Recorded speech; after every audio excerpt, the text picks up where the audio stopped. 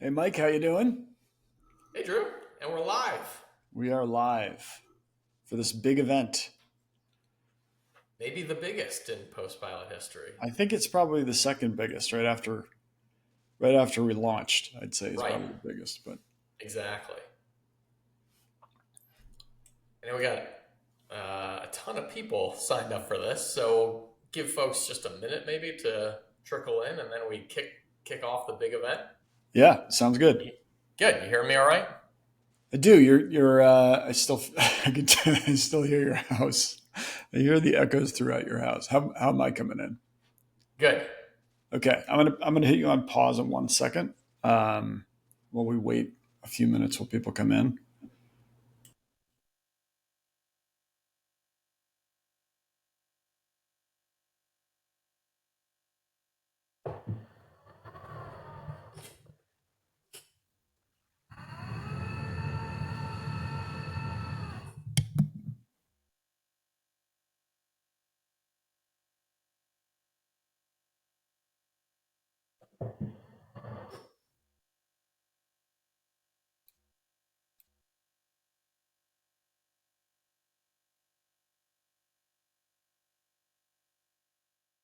All right. Shall we begin, Drew? Let's roll. Awesome. Nice shirt, by the way. Thanks, man. Got the same one. Yeah, there we go. Yeah. I'll just stand like this so it's in the frame. Yeah, exactly. Well, we're super excited. Thanks everybody for joining for what we think is, as Drew said, probably the biggest new feature launch or biggest announcement since Postpilot started. And I think we started out really building what became Klaviyo for direct mail. It was primarily a retention platform, which allowed brands to send individually triggered cards just like email to their existing customers. And then over the last few years, we've really become a full funnel solution. Everything from retargeting of email prospects and people are browsing the website anonymously to cold prospecting with lookalikes. And now we've really supercharged our prospecting capabilities with the launch of new Acquisition AI. And that's what we're going to talk about today. Mike, you could say we've gone from aspirationally, we are Klaviyo for mail, and today the next chapter is probably Meta for mail. I think that's exactly right. So, what makes it Acquisition AI so powerful? It's the data. This is really the most powerful data set ever built for direct mail. We've spent years and millions of dollars aggregating tons of data, billions of data points from on hundreds of millions of consumers in the US, as well as layering on tons of proprietary data, billions of signals that we have to create these powerful data sets. And then our data science team, led by an actual rocket scientist, have built bespoke AI models that allow us to target using this data really effectively. And so ultimately what it comes down to with prospecting for any channel, but particularly with direct mail, is the better your data, the better your models, the better your performance. It's more important than the color of your creative. It's more important than all these little things. It's the data and the targeting. So, Drew, why should brands think about using direct mail for prospecting? I just use Meta. I'm good on Meta. Just going to put all my eggs in the Meta basket. Au contraire, mon frere. I would say, like in 2021, your average CMO was all in on Meta. And I think they sort of paid the consequences because that was the year Apple released iOS 14, which made it very hard to use Meta on a mobile device. So it's akin to like running your whole e-commerce business on Amazon, where you're just over reliant on one channel, and then that channel gets taken away. So brands realize that I think in order to build a resilient business, they need multiple channels going. I guess I'm starting with the third reason here, and that's Yeah. to reduce risk. reduce the risk that your primary channel is going to disappear. As far as the other two, scale is also a big one. Like, you get asked all the time, like, hey, you're getting a 4x or a 5x ROAS on your meta prospecting campaigns. Why don't you just scale that up forever? And the fact is you can't. You reach that inflection point where you put an additional marginal dollar into the channel, and you're no longer getting that 5x ROAS. Like, the number inevitably goes down as you tap out the channel, as you acquire all the cheaper customers. And if you still want to scale, you're forced with going with a lower or often a negative return on meta or opening up new channels. And so direct mail is sitting there as a great, attractive new channel, which will allow you to scale beyond that ROAS threshold once you've tapped out meta. So that's the first reason I would say to use direct mail. And then the second one we got there is cost. And Mike, as you and I know, we've run a number of brands through several Black Fridays. I would say like 50 Black Fridays total between the two of us. Mm-hmm. And you get bitten, where it's the nature of a dynamic ad platform where the pricing can go through the roof. In our case, at Auto Anything, we had Walmart, AutoZone, Amazon all enter the paid market for that critical time, and our cost per acquisition went through the roof. And so the one thing that you would want as a CMO, especially as a CFO, is predictable cost per acquisition. And direct mail guarantees that. Like, the price is the price. The US Postal Service does not have a dynamic platform where they're going to increase the price at critical times of the year. So I would say those are the big three reasons. Exactly. Well put. And on the cost side, brands are also going to get hit by the election ad spend this year. That's so right. It's unlike even recent Black Fridays where you normally expect that seasonal inflation of CPMs just due to the holidays. Now you're going to get a 1-2 punch of holidays inflation plus election ad spend continues to pour into the auctions, which is driving up CPMs 30, 50, and expected to be significantly more than that 100% plus increase in CPMs over this period, where direct mail, obviously, as you said, cost stays fixed. So how has direct mail done prospecting historically? Well, it's long, it's clunky, it's hard, and that's one of the main reasons that most brands haven't done it. It's not necessarily because it doesn't work. You see a lot of brands do it today still. That's why you get ad catalogs and mailers in the mail today. But it's just been hard and long and expensive. And so that's one of the main reasons brands haven't done it as much as they do today. And that was, again, what we brought to sort of retention, retargeting, and now prospecting is making it fast and easy for brands to do this. So historically, it's worked. Everybody has done this the same way forever. And it's still how the rest of the industry does this. You go find a data broker, you wait weeks for them to send you a list of people. You then go out and find a paper supplier and a printer. You actually, in many cases, have to actually source your own paper. You have to reserve your slot at the printer, which usually has like 3, sometimes up to 6 months of lead time just to reserve your slot. You then send the campaign, and if something changed in the meantime, your creative changed, your offer changed, something changed, you're kind of locked in 3 to 6 months in advance. You got to finalize everything and lock that in.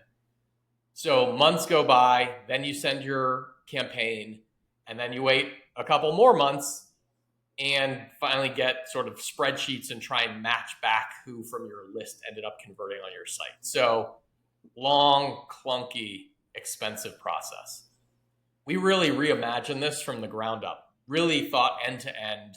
You and I, again, have been operators for 25 years. We know how the digital marketer's mind works and what type of platform they're looking for, what type of functionality. So first, we obviously brought better data to the party. We have proprietary data that nobody else has been able to accumulate or have access to. So that's going to get you a better baseline to begin with. And then we made it really fast and easy. So by building our models in-house, build it and bring all of the data and technology in-house, it allows us to build these models in hours, not weeks.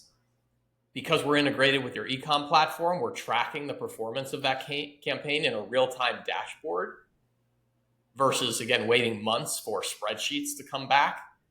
And that also enables us to optimize these campaigns essentially ongoing and based on live transactions. So if you think of the meta learning phase, it's accumulating all these signals once you launch your campaign, and it's optimizing that campaign over time and continuing to improve it. And that's what we're able to do because, again, we're seeing all these signals in real time. We can continue to optimize, refine that campaign. And then as we hit those targets, we can then start to really scale it up at that predictable, consistent cost that you talked about, because price of postage doesn't change, based on scale or other things. Yeah, so it's such a compelling channel. I mean, the previous slide was how compelling it is, but I think the biggest reasons brands didn't do it was because of all the stuff on the left. It just was not, it was like, I don't want to bother with all of that. Mike and I have backgrounds in running Facebook campaigns and Klaviyo campaigns, right? And we know what a dashboard should look like, and we wanted to make it that easy to run a direct mail campaign. Exactly. So like Meta, you're building and launching a campaign. We're testing multiple audiences. We can test multiple creatives, just like you think about setting up a Meta account structure. We optimize those campaigns. Again, how you would typically manage Meta. You're launching the campaign. It's in learning phase. It's optimizing based on the different signals that are coming back in. And then it's improving that model over time. We can do the same thing. And then as you see which of those campaigns are performing best, you start adding budget to them and continue to scale them up. And so, as you said, you should feel familiar from a process and presentation perspective to digitally native marketers. And so, yeah, that's what we built. We put the AI in mail, as put on that slide. You might say that, yeah. So who's a good fit? And it's not going to be every brand. We just want to be really clear that this is not the silver bullet for brands that have not been able to, find success in any other channels. It's not going to be the tool that every brand should use. And that goes the same for lots of acquisition channels. Meta, if you have a low AOV, a low LTV, a really broad, not well-defined sort of product and offering, you're going to really, really struggle in Meta. I'm sure folks are sort of nodding their head right now because we all know this, right? The same really goes for direct mail. And so you should think about having a higher AOV. Typically $100 is a great price point. We've seen success at lower AOVs, lower price points as well. But again, sort of benchmarking some great characteristics of a business, higher AOV, a well-defined audience. So again, you could say, well, I have a food product, so the entire country eats food, and that is my customer. That's not what you want for direct mail, and really a lot of acquisition channels. You want a well-defined audience, expectant mothers, new mothers, people who are really into health and wellness and outdoors, golf enthusiasts, something that can really be pretty clearly defined so that our models can find out what those distinct characteristics are of your customer and go find a lot of people that look just like them, not really broad so that it feels like everyone in the country is your customer. That's not going to be that effective. And finding product market fit. So ideally, you have found some initial success and traction in channels like Meta. You've demonstrated that you have the right product and the right offer, and you've been able to get traction, prove that you've been able to acquire customers profitably. And now, to your earlier point, Drew, looking to diversify risk and scale, direct mail is a great channel to then layer on and say, okay, we sort of know what has been working for us. Now we can start to really ramp this up and go find a lot more customers that we weren't on Meta and potentially at a great CPA. So what are some of the formats that you would use to send prospecting campaigns? Well, one would be the postcard. We typically will do like a larger format. This is a 6x9 if you're looking at the screen and sort of can see relative to the size of my head. The larger format allows you to show more of your product. It allows you to educate people more about your brand, be a little more inspiring, capture more of their attention. Good format, low cost way to test this out. We have our catalog, which is our proprietary sort of trifold format here that really allows you to show off even a larger assortment of product, educate and inspire people more about your brand. And same with, it works just like a postcard. We can print these essentially instantly with no real minimums. We'll talk about minimums in a bit, but just like a postcard can be personalized, sent really quickly.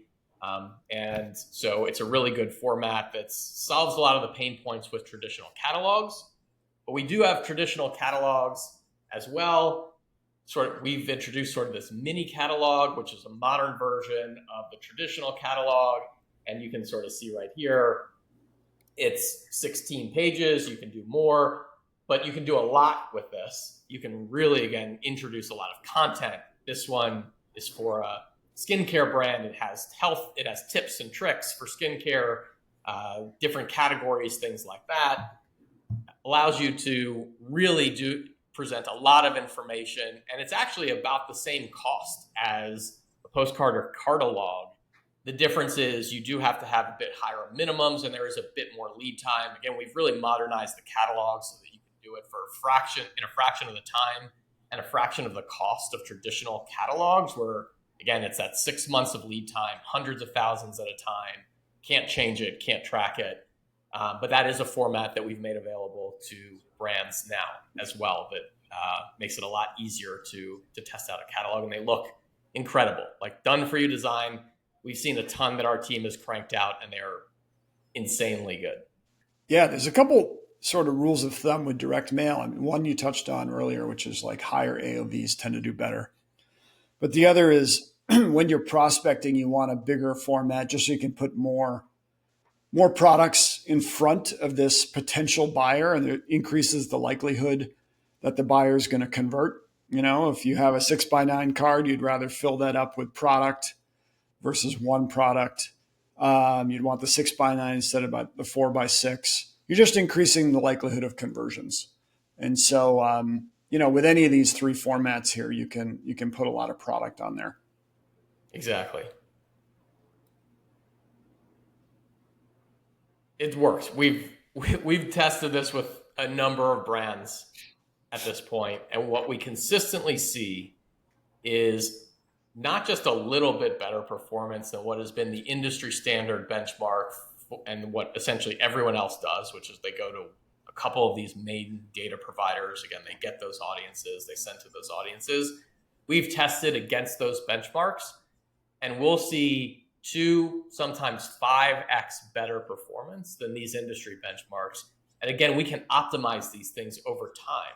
So while you may get some lift on the initial send, we learn from that information, and then we can continue to lean into the aspects of it that are working best and continue to improve that performance over time. We've got really nobody comes close to what we have in terms of the data asset, like what we can use to build these audiences, the AI that we've built to identify the best prospects from these audiences, and our speed to launch, as well as the general performance. So, and we have data on over 200 million consumers in the US with billions of attributes, thousands of attributes on every person, ranging, it's not the superficial stuff like this is a 29-year-old female who makes $80,000 and lives in Illinois. It's like, and she drives this car, and she has a child that's a boy who's one in her house, and she owns her house, and she drinks craft beer, and she does all the, she shops at Target 3 times a month. We have a lot of data. Right. And she buys online from certain categories, and exactly. She responds to direct mail campaigns. All Exactly. critical data pieces that improve the algorithm. And I mean, I've been blown away that like we've actually beaten Facebook campaigns one head to head with one or two brands that come to mind. And in our case, we do holdout groups. We know it's pure, pure incremental lift.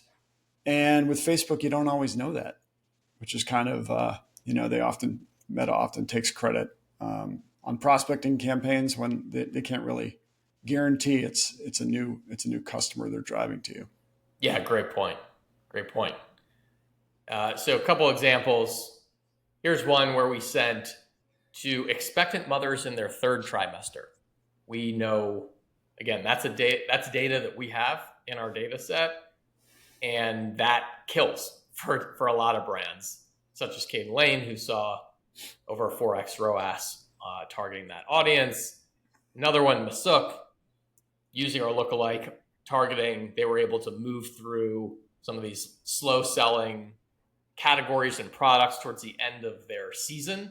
Got 3.5x ROAS on that. And Collar, again, almost a 5x ROAS. I don't want to say that this is the expectation that you should have for prospecting campaigns. These are really good. Most brands who are looking to test prospecting in new channels are typically comfortable in the 1 to 2x ROAS range. Some of them actually even lower because they have really strong LTVs or 90-day CAC to LTV ratios. And so we don't want to set the expectation that you're going to come in here and knock it, get a 5x ROAS out of the gate. We've seen it. We've seen it multiple times. But we really like to be really transparent and clear on expectations that, if you're targeting more in like the 1 to 2x range and you meet the characteristics that we think are likely, more likely to be successful, we will tell you that. And it's something that you can potentially test out. If we don't think you're a fit, we're also going to tell you that. If we run our models and decide and determine that the models are telling us there's not a strong audience here that we've been able to identify, we're also going to tell you that. We want to give you the best possible chance of success. And there's no question that if you are going to test direct mail for prospecting, we are going to give you the highest chance of success. No question. Because our data and our targeting is that much better. We know creative. We know all these things to help ensure that we're going to give you the best possible chance of success. But it's not going to be, again, for every brand. And we don't want to set the expectation that every brand's just going to cruise in and hit a 5x ROAS. But it happens. We see it. We've seen it quite a number of times. How much does this cost? Here's general pricing, starting at about 55 cents, 61 cents for the 6x9, which I showed you. The catalog, 80 cents range. And like we talked about, catalogs actually can be cheaper because you're doing them typically in larger quantity in a different process that allows us to, the postcards and catalogs were literally triggering individually in real time. Catalogs were running in a bit larger quantities at once, so it does allow us to get the cost down a bit. It just takes a bit bigger commitment, a little more lead time, but can be really cost effective. And then it's 7 cents for a cold prospect. That's essentially the use of that data for that prospecting campaign. With these prices, like I don't think there's any better way to get in front of a qualified buyer directly into his or her household, right? Like you get the household, you get the targeting dialed, and you can be in that person's house on their refrigerator for 55 cents or 60 cents. Like it's apples and oranges comparing this to view through conversions or click through conversions or whatever Facebook throws up. Here I think of these in terms of just cost to get into a house of a potential buyer. And in our case, I think it's a high potential buyer. So attractive. I think you're right. And it is a different experience with direct mail. That tangible touch point with a customer and prospect has a different effect on them. It's much more memorable. It's much more engaging. It presents your brand in a much stronger light. It's not fleeting like a digital ad or an email where it's forgotten about almost instantaneously. It gives you it. We hear this from a lot of brands. It makes your brand feel bigger, makes your brand feel more credible, makes your brand feel more premium, luxurious. It is a different experience. You and I were posting about this last week too, with J. Crew reintroducing their catalog after they had pulled back on it to go all in on digital a number of years ago before they went bankrupt. And now they've realized that it isn't, you cannot replicate that type of experience, a type of engagement with your customer and prospect that their iconic catalog always had. People love it. They picture themselves in that book. It's just nobody does that with a Facebook ad. Yeah, I mean, there's the branding elements. You put it on your fridge, you hand it to your spouse. I've got 3 on my desk now that have been on my desk for weeks. They sit around. But then there's also, numbers wise, like we've got a lot of data that suggests that the customers you acquire via direct mail are higher lifetime value customers than the customers you acquire through any other channel.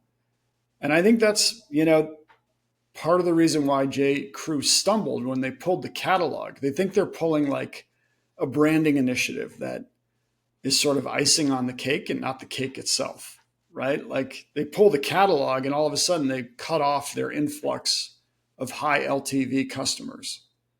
And they're left with the cruft that is just sort of like Googling J. Crew online and trying to find deals. So I think that's a big reason why they brought it back, is because they realized like they had to turn over their customer file and get some of those whales back in the door. Absolutely. Nordstrom, Amazon introduced a catalog.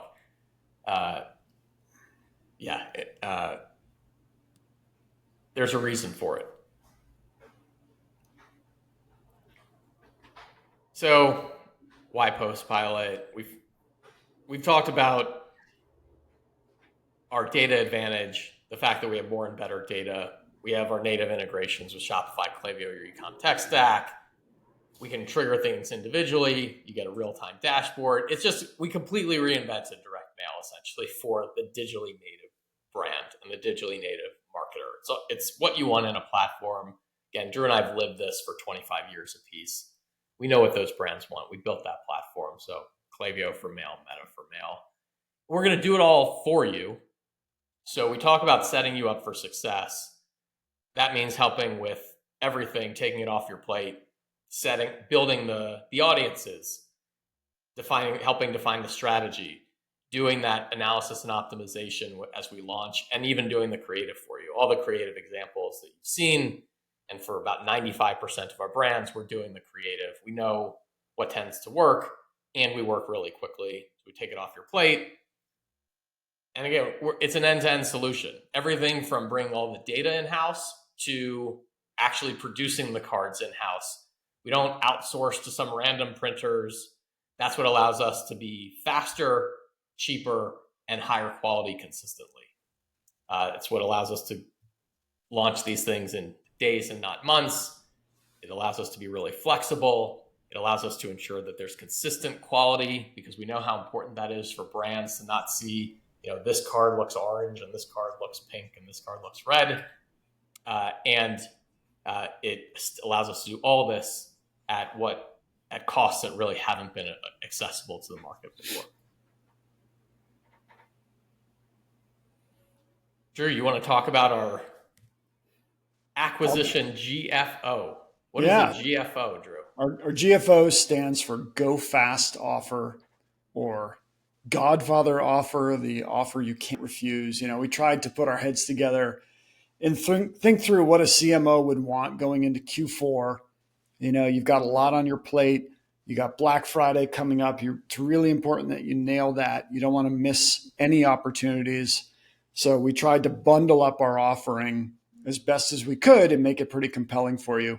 So from now until Black Friday, we've got a GFO running at postpilot.com/GFO, which contains the following. First, we do all the setup, optimization, design, and development for you. It's like having your own agency on retainer. right? Except you don't pay the retainer. We give you 4 months on our platform with no platform fee. So that's a 2K value right there. Up to 7,000 free cards towards your first send, a $5,000 to $6,000 value right there. So we're going to give you cards to get going. And we're going to fully build out, I think, the ideal holiday suite, right? If you're talking direct mail. So retention, you want to reactivate previous buyers. Like we're going to do your reactivation work. It's a great opportunity to go into Black Friday. Mail match and site match. These are our retargeting products. Everybody's got a massive email list of people who have never purchased, and you've pounded them with every offer in the book and they still have never purchased. We can correlate that to a physical address and drop some print collateral. Converts really well when everything else has failed. Site match is site retargeting. So put a pixel on your site. We correlate a certain percentage of your cold traffic to a physical address. You can drop a card. So think of that as really high intent prospecting. We'll set that up for you. And then acquisition AI powered prospecting, which is most of what we talked about today. Put an audience together for you, test into it, and use the AI to optimize around a certain return. So that's our GFO. Check it out, postpilot.com/GFO. Awesome. And that's $1,500, gets you all of that, and takes you through the holiday season into Q1. No brainer. Who doesn't want to go to the board at the end of the quarter and say, yeah, we launched a new channel for acquisition retention and it worked. Like big pat on the back. Drew, should we open up the chat for questions? Sure. I'd also say like the GFO is pretty relevant if you're already doing direct mail.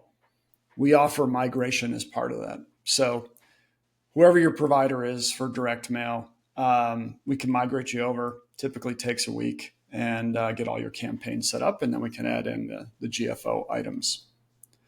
Mike, I don't have our live stream pulled up. Do you?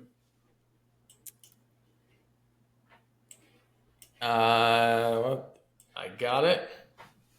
If you got any questions, just drop them in the chat. I'm going to rely on you to read it out.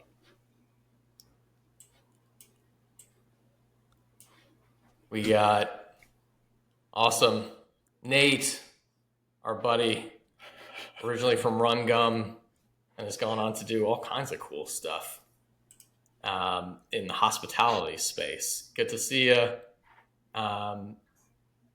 We've got questions.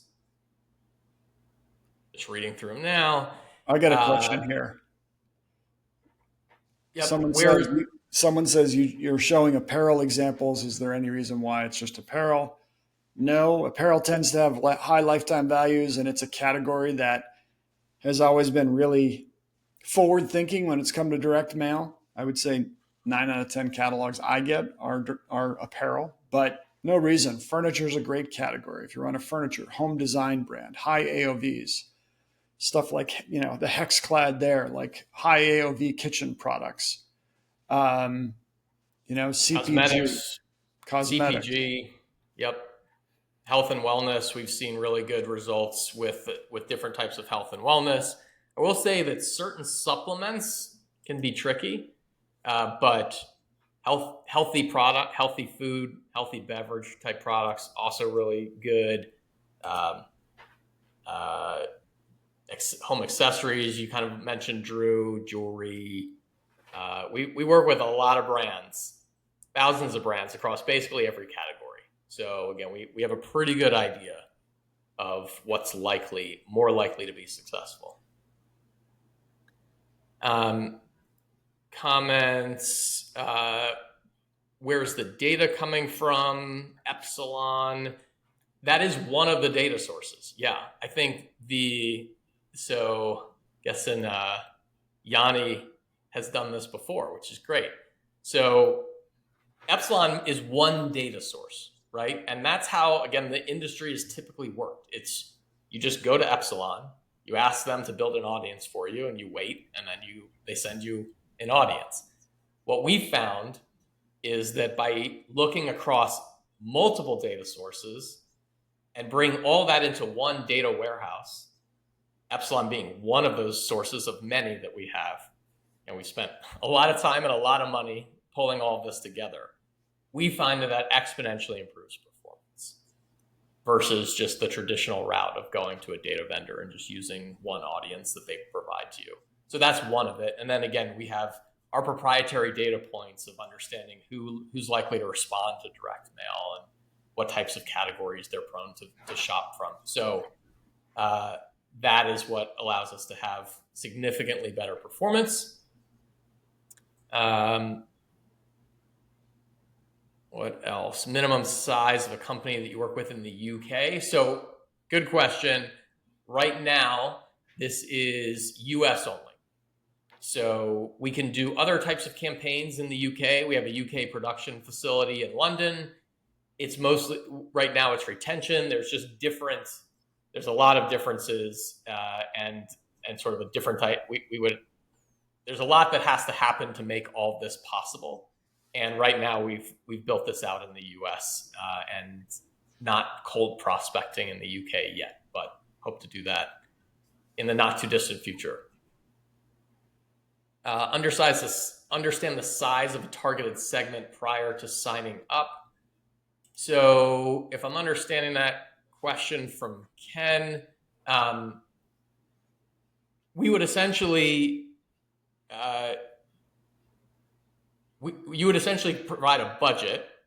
We would then look at what the model tells us in terms of being able to find strong prospects to suit that budget. And you will approve everything before we move forward. But we do typically want to see brands committing to a $35,000 pilot over a few months. And that's what you think about it like Facebook or Meta. You test into things, you optimize, you see, you want to reach some level of statistical significance with those tests that you're running.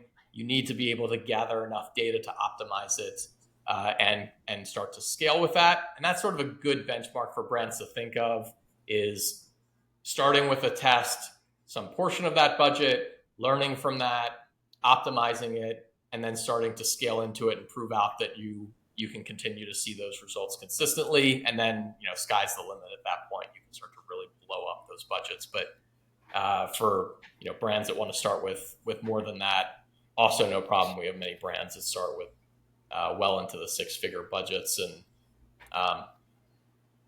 it just means you're going to get learnings and scale a lot faster.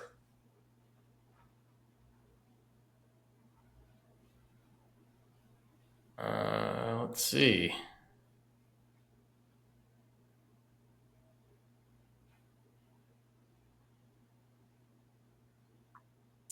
Ryan asks, finding the details of the models being used to measure performance. We're gonna review everything with you in terms of testing different models, showing all the metrics around the individual models as we test. And again, you'll see it'll look just like a Facebook, a Meta campaign, essentially, where this campaign is converting at 0.8%, this campaign is converting at 1.5%, or this model. And so we're going to start using those learnings to scale up and optimize towards the second one and continue to refine that. And so you should be able to get that predictable return that continues to improve as we gather those learnings. And you'll see all of that broken out for you in your reporting.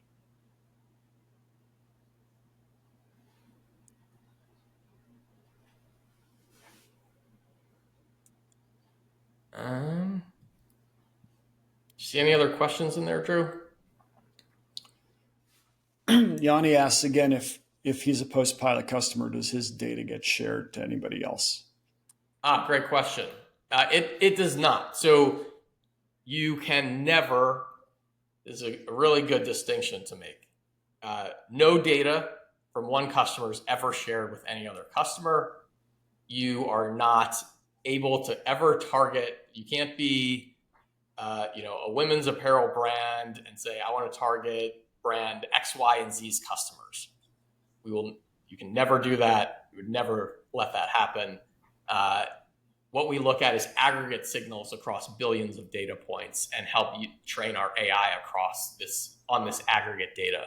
But you're never sharing data with anyone else or allowing anyone else to target your customers, and conversely, you can never target anyone else's customers. What's the significance of only working with brands over 3 million?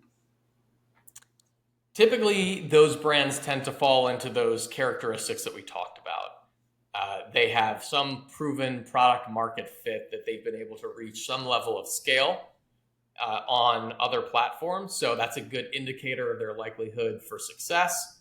We tend to see brands that have a little more baseline brand awareness do perform better. And testing, does require some budget. And for brands that are doing less than that, we don't want to set a brand up for failure or where we don't feel like they're putting themselves in the strongest possible chance for succeeding. And we don't want brands to spend the material amount of maybe their marketing budget if they're a smaller brand on something that's a test like this. You should try and prove out that you can get some level of traction and scale on a channel like Meta, and then we're there to help brands really start to accelerate that growth, diversify their channel mix, and see better incremental returns once they've hit some level of scale.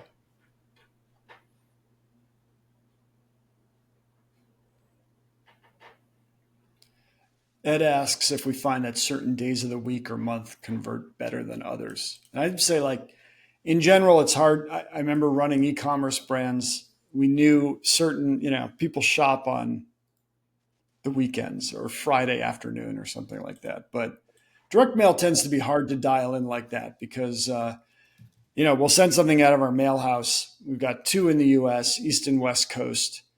And then if you live right by the mail house, you'd get it, almost the next day. And if you live like in Seattle or something, you get it, or Alaska, I guess you're getting it a couple days later. So it's hard to kind of tie that back to a certain day. And you also see attribution's a very flat bell curve where think coupons get redeemed and offers get responded to over a long period of time. We don't always recommend limiting an offer to one day. A better practice is to just, maybe you put an expiration date on your offer, but make sure the mail gets there weeks in advance to give people a chance to respond to your campaign. Yeah, and that brings up another good point. We tend to see direct mail takes the bulk of those conversions tend to occur in sort of the 2 to 3 to 4 week time period post send. It's the nature of the channel. It takes a little time to get there. Not everybody checks their mail every single day, and it tends to sit on somebody's desk or counter for a little while until they are inspired to take action, particularly if it's a cold acquisition campaign. It's not going to be super common that somebody gets something, looks at it as soon as they take it out of the mailbox, is like, yes, I want that right this second. But it does work. We tend to see a lot of that attribution happen in that first month. And then we actually see a strong long tail of conversions as well. A lot of brands are seeing significant incremental revenue still occur in that 30 to 60 day period. Again, it makes sense, right? This is a top of funnel campaign. It's not bottom of funnel where people are going to convert necessarily instantaneously, but this is what's so effective about direct mail is it's that physical reminder of your brand that's sitting on the desk or the counter, reminding you every time you walk by or look at it about this, your brand or your product. And we see this really significant long tail even in the first 60 days. And for a lot of brands, it continues to go on after that. Here's a question. Have you had any cases of acquisition AI beating mail match and site match campaigns? And so typically mail match and site match are going to be warmer audiences because they've already engaged with your brand. They've given you their email address. They've been browsing your site. One thing that we're doing that we won't cover extensively in this webinar, but we are adding a lot of these AI capabilities to mail match and site match as well, which are going to further refine performance of those campaigns based on what we know about those individuals.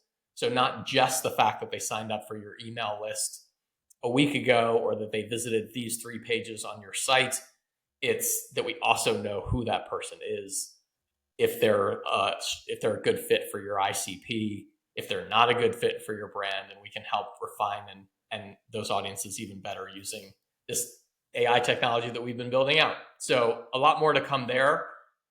You should typically use mail match and site match to get that baseline of what acquisition looks like for your brand.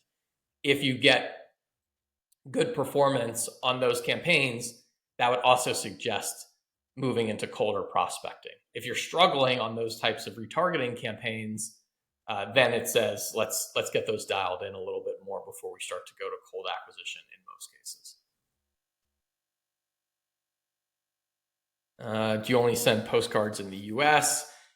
For acquisition, yes. For cold acquisition, yes. For retention campaigns, we do have our UK facility as well, and we can do triggered retention campaigns for UK customers as well.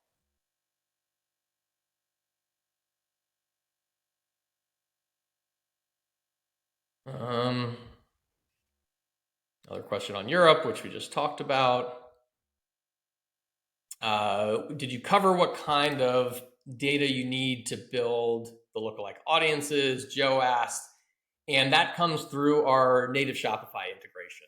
So if you're on Shopify, you don't need to do anything. We have everything we need.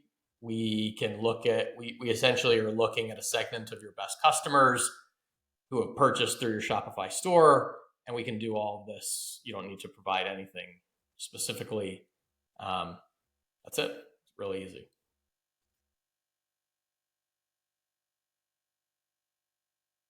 I think we got to all the questions, Drew.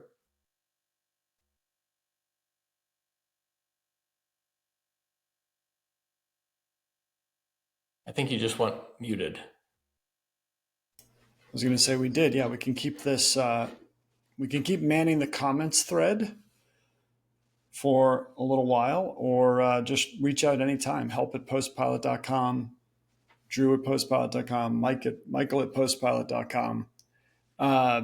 But definitely something you should consider going into Q4 if you run a brand with a decent size AOV. So check out the Go Fast offer, which I think I saw in the chat wasn't working, but it looks like it's working now. That's postpilot.com/GFO. And I'm trying to catch up on comments that are coming in. And now's the time. We're in September. Don't wait to test this out in late October, November, because you're going to miss an opportunity to start scaling this up. If you're just starting to test, in late October, and then your results are going to be coming in, in November, it's going to make it tough to turn around and say like, okay, we're ready to really scale this up with enough time to get to everybody before Black Friday. So now sort of September is the ideal time you want to start building out the strategy and testing into it, getting those data points that are going to allow you to scale up more aggressively in Q4, and particularly around Black Friday when you're at peak. There's peak competition. Love it. Well, thanks, Mike. I know you put a lot of work into this with the product and engineering team. It's huge. It's really going to change. I think it's going to change e-commerce for the next 5 years. Like, how often does a new acquisition channel come along? I could think back to my 20, 25 years in e-com. We've probably had a handful, right? Facebook's the big one. There was Instagram, which is sort of Facebook. Influencer, TikTok shops, maybe. But this is a legit new acquisition channel, and it's ripe for the taking because not a lot of brands are leveraging it right now. Awesome. We are really excited about it. Again, contact us if you got questions. We'll be really transparent as to whether we think it's a good fit for you or not. And yeah, happy hunting this Q4. Thanks, Mike. Thanks, Drew. We'll keep an eye on the comments. Talk to you all soon.